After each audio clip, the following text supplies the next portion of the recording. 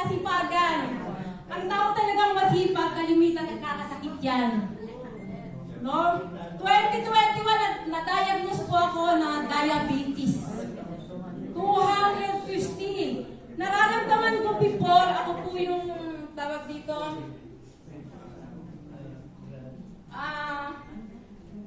nahihilo po ako.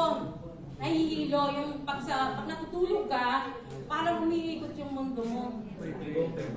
Tapos pag tumatayo ka, ang nangyayari sa'yo, kailangan mong humawak para hindi ka matumba.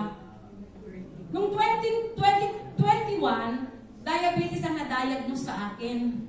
Nung sumunod na check-up ko, meron na po akong cholesterol. Imagine, nung another check-up po, every 3 months may check-up, na-diagnose po ako na mataas ang aking BP, mataas na. Nagsama-sama na, lahat high-high na. Okay!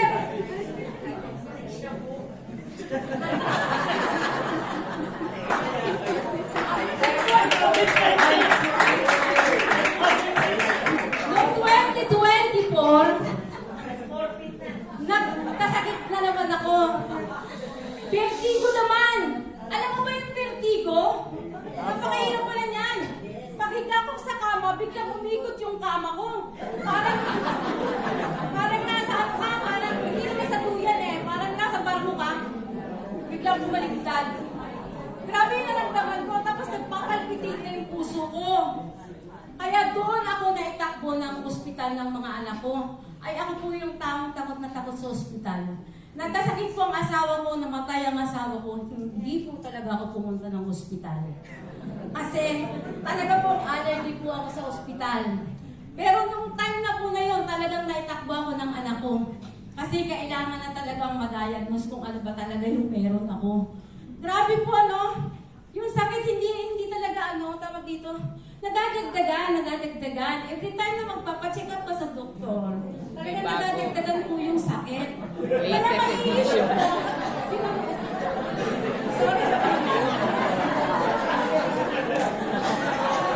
kasi yung po yung nangyari sa akin, di ba? Talagang tuloy-tuloy na nagkakasakit ka, hindi tumitigil. Di ba? Nung makita ko si Porcher, di ba may sakit ako? Hindi naman alam ni Tito Maurice na may sakit ako. Hindi naman ako nagkukwento sa kanya Kasi nakamotor lang ako, pero masakit ang paa ko nang hindi ako makalakad. Arthritis naman. Grabe! Grabe talaga. Nagpatingin ako sa St. Luke's, kailangan daw po sa loob ng isang buwan. At hindi bumalik. Binigyan ako ng tapal-tapal. Tapal ng doktor.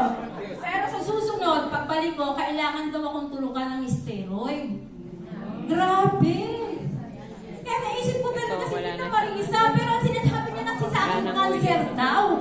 Kaya kapag cancer, alam ko sasama. O diba?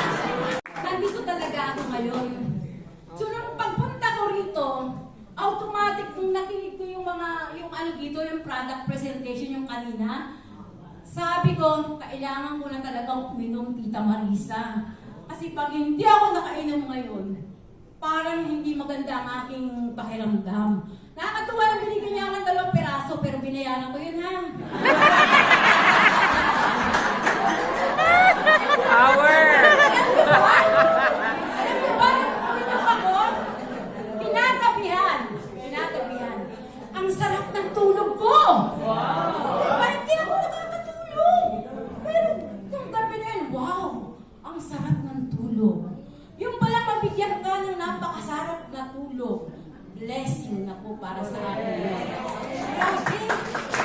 Kaya nung pagdating ko dito, nag-ano agad ako, nag-decide, habang nakikinig ako dyan, tumatakbo yung isip ko, yung puso ko, ang mahal naman. Diba? Pero, kung hindi ko ito gagawa ng paraan, mahal talaga yan. Hindi ko maiinom yan. Yung challenge ko, hindi mawawala. Mananatili, baka nga, kung hindi ko inagapan, baka maunahan ako ni St. Luke's. Diba? Pagkatapos si St. Luke's, hindi ako nakaligtas. Nasa St. Peter na dapat ako.